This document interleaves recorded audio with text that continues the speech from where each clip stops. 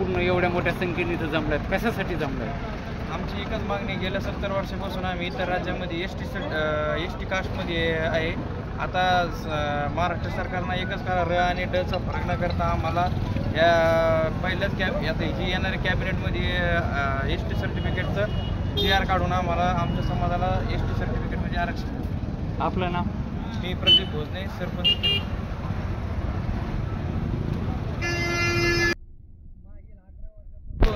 गेल्या 11 वर्षापूर्वी 2014ला देवेंद्र फडणवीस साहेब आपण सत्य देण्याकरता धनगराला खूप मोठे आश्वासन दिले होते की तुम्ही आम्हाला सत्तेत बसा, आणि आम्ही तुम्हाला सत्तेत बसल्यानंतर पहिल्याच कॅबिनेटमध्ये एस टी आरक्षणामध्ये सामील करून घेऊ असे तुम्ही आम्हाला शब्द दिले होते. पण मागील 11 वर्ष पूर्ण होऊन सुद्धा तुम्ही डबल मुख्यमंत्री झालात, तरी आम्हाला भूलथापात मारित आहात. त्याकरता आमच्या समाजाचा एक दीपक भाऊ बोराडे हा जालन्यामध्ये आमरण उपोषण करत आहे. याला गेले आज 5वा दिवस चालू आहे. जर तुम्ही आम्हाला अशाच भूलथापा मारित असाल, पण आम्ही पुढची देऊ बी शकतो आणि घेऊ बी शकतो, अशी एवढी ताकद आमच्या ह्या धनगर समाजात आहे.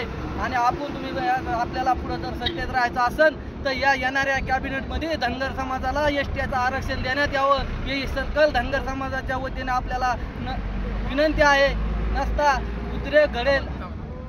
मुख्यमंत्री साहेब आपण तातडीची कॅबिनेट बोलून सर्व महायुतीच्या सरकारला समाविष्ट करून तातडीची कॅबिनेट बोलून तुम्ही वेळ न लावता आमच्या धनगर समाजाच्या ढाण्या वाघाला वाचवा, हीच आमची धनगर समाजाच्या वतीने तुम्हाला विनंती आहे. नसता तुम्ही जर नाही केलं तर आम्ही रस्त्यावर उतरून प्रत्येक जिल्ह्यात गावागावात चौक जाम करू आणि पुढेही कोणाला फिरू देणार नाही, अशी धनगर समाजाच्या वतीनं आक्रोश मोर्चा चालू आहे. आरक्षण आमच्या हक्काचं, आरक्षण आमच्या हक्काचं, येळकोट येळकोट जय मला, येळकोट येळकोट जय मला. म्हणतात येत नाही, घेतल्याशिवाय राहत नाही. म्हणतात येत नाही, घेतल्याशिवाय राहत नाही. अभी नहीं तो